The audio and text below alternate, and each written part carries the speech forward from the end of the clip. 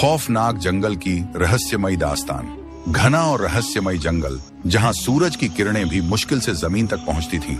इस जंगल के बीचों बीच एक साधु की झोपड़ी थी। साधु का नाम अघोरेश्वर था, जो वर्षों से तपस्या में लीन था।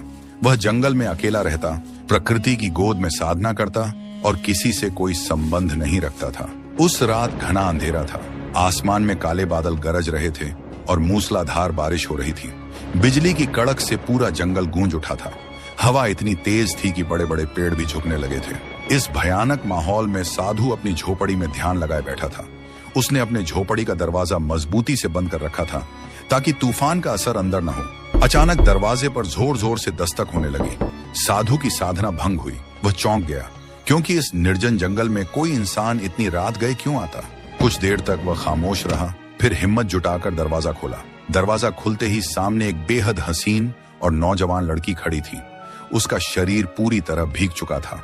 बारिश के पानी से उसके कपड़े चिपक गए थे, जिससे उसके जिस्म की हर लकीर उभर कर दिख रही थी। उसकी आंखों में डर था, होंठ कांप रहे थे और बदन थरथरा रहा था। बाबा, मुझे बचा लीजिए, लड़की कांपती आवाज में बोली।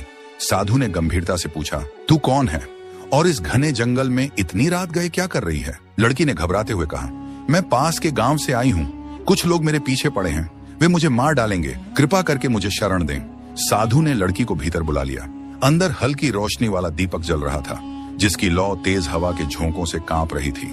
साधु ने लड़की को एक कंबल दिया और कहा, शांत हो जाओ, तुम अब सुरक्षित हो। थोड़ा संभलने के बाद लड़की ने कहना शुरू किया, मैं राजा की बेटी हूँ। मेरे माता पिता इस दुनिया में नहीं रहे। जब से वे गए हैं, गांव के कुछ ताकतवर लोग मेरी खूबसूरती पर गंदी नजर रख रहे हैं। वे मुझे हासिल करना चाहते हैं। मैं अपनी इज्जत बचाने के लिए यहाँ भाग आई। साधु लड़की की बातों को ध्यान से सुन रहा था, लेकिन उसे महसूस हो रहा था कि यह लड़की कुछ छिपा रही है। रात धीरे धीरे गहराने लगी। तूफान अब भी जारी था। लड़की चटाई पर लेट गई, लेकिन साधु की आंखों से नींद कोसों दूर थी। उसके मन में एक अजीब सी हलचल थी। बरसों से वह ब्रह्मचर्य का पालन कर रहा था, लेकिन आज उसकी झोपड़ी में एक अपूर्व सुंदरी मौजूद थी। साधु ने अपनी आंखें बंद कर लीं और ध्यान लगाने की कोशिश की, लेकिन उसके भीतर एक तूफान उठ रहा था। क्या वह अपनी साधना को भंग कर देगा? क्या वह इंसानी वासना के हाथों हार जाएगा? इसी सोच में डूबे साधु ने अचानक सुना कि लड़की रो रही थी। क्या हुआ? साधु ने पूछा।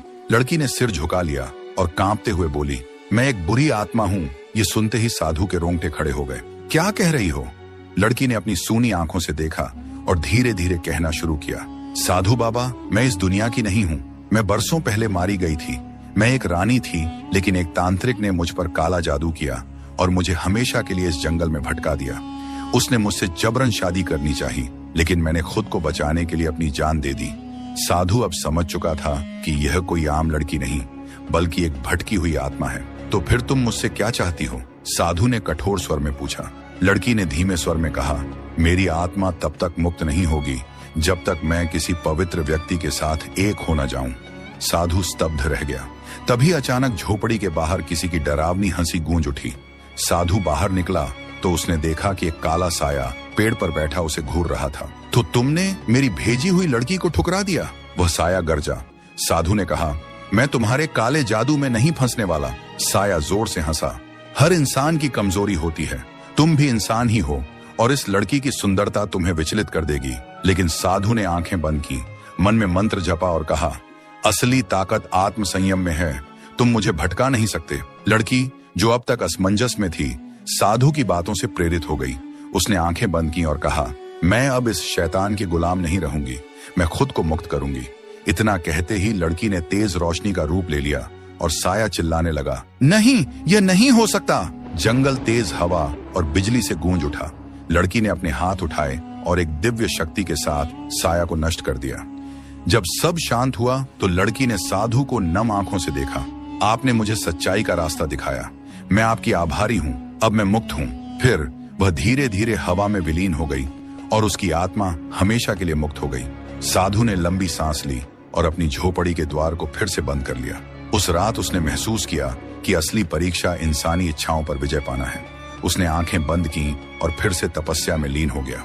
जंगल अब भी वहीं था, लेकिन आज वहां की हवा कुछ अलग थी, मानो किसी आत्मा को मुक्ति मिल चुकी हो।